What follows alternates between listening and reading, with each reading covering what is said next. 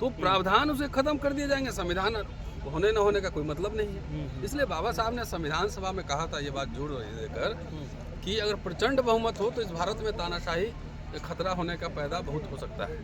अगर राजनीतिक दल अपने स्वार्थों से हटकर अगर भारतीय संविधान को नहीं माने तो इस संविधान पे खतरा है। तो खतरा किससे है?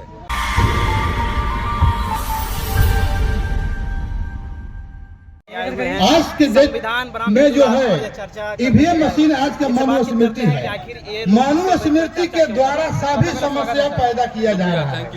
आज प्राइवेटाइजेशन जो हो रहा है, जैसे हमारे वक्ताओं ने कहा कि प्राइवेट स्कूल हो गया, रेलवे बिक गया, हमारे वक्ता बोल रहे थे कुशवाहा जी, तो क्यों हुआ?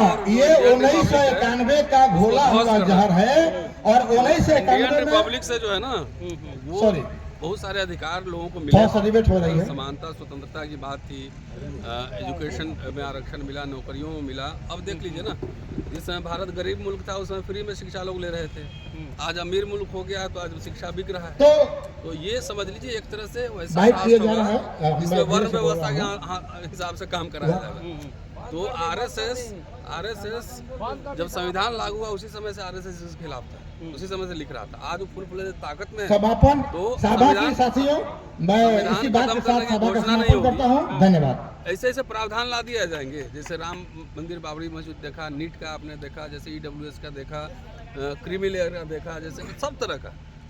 तो प्रावधान उसे खत्म कर दिए जाएंगे। संविधान होने न होने का कोई मतलब नहीं है। इसलिए बाबा साहब ने संविधान सभा में कहा था, ये बात जोड़ देकर, कि अगर प्रचंड बहुमत हो तो इस भारत में तानाशाही खतरा होने का पैदा बहुत हो सकता है।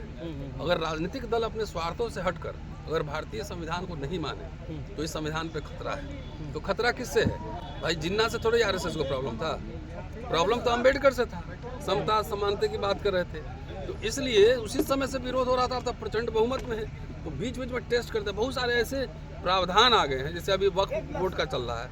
संविधान सभा में अम्बेडकर ने माइनॉरिटीज के बारे में क्या कहा था उनको पता भी नहीं होगा, और इस पे हमारे नेता चर्चा भी नहीं करते हैं कि उन्होंने कहा था कि भाई अल्पसंख्यकवाद खत्म हो जाए, उसकी जिम्मेदारी बहुसंख्यकों पर है।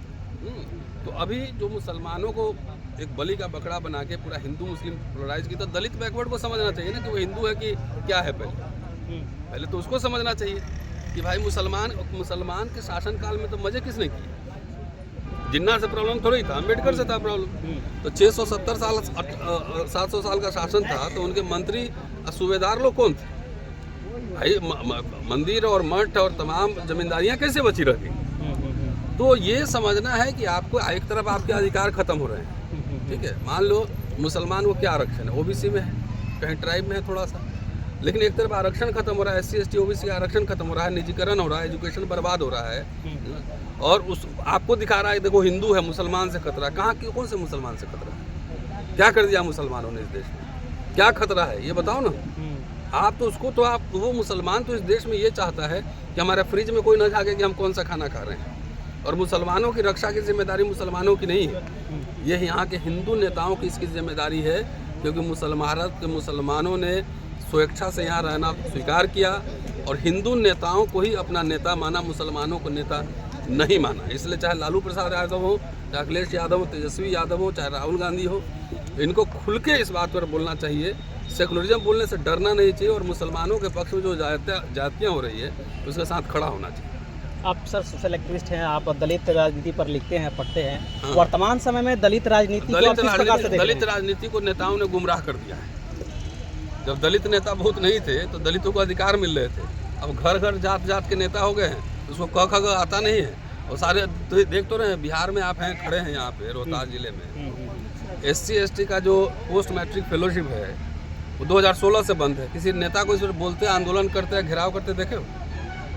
तो दलित राजनीति चेतना कुछ जरूरत से ज़्यादा बढ़ गई है। उसको एमएलए एमपी के अलावा कुछ दिखता नहीं। उसके लिए पूरे अपने समुदाय को भी बेच सकता है, अपने पूरे समुदाय को बेच सकता है, बेच रहा है। कौन बर्बाद है सर? मायावती, चंद्रशेखर, अभी तो वर्तमान में चंद्रशेखर, तो चिराग पासवान। तो चिराग पासवान अब मांझी यहाँ खुल के बीजेपी के गोद में बैठा हुआ है, पालकी ढो रहा है।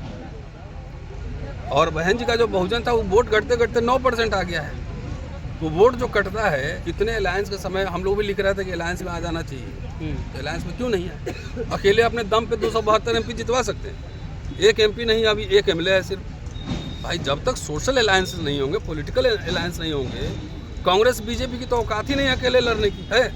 नहीं, वो भी अलायंस करते हैं। फिर तो इनको कौन सा दिव्य ज्ञान आया है अकेले हम सरकार बना लेंगे, हम सीएम पीएम बनेंगे, हुक्मरान। तो ये सब सा खेल लोग समझ रहा है। चंद्रशेखर किस थे? चंद्रशेखर तो अभी युवा है, अभी पहली बार रहा है, अभी टेस्टिंग होना बाकी है, तो समाज टेस्टिंग करेगा ना। शुक्रिया, थैंक यू।